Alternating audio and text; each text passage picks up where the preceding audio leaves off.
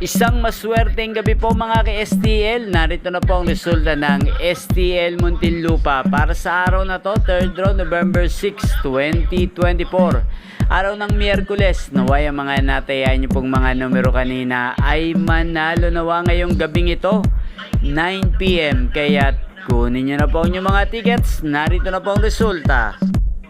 Para po sa STL Muntinlupa, 3rd draw result, 9 PM ang mga numerong nanalo, 3 at 15 in exact order. Sa lahat po ng tumaya kanina para sa 3rd draw ng 3 at 15, congrats po sa inyo, panalo po kayo. Shoutout po natin ngayong oras na to si Kuya Popo.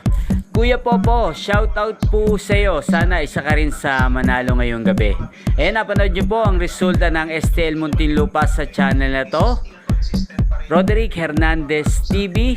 Maraming salamat po sa patuloy nyo pong pagsuporta sa aking channel. Huwag nyo lamang pong kalimutang mag-subscribe. Thank you for watching.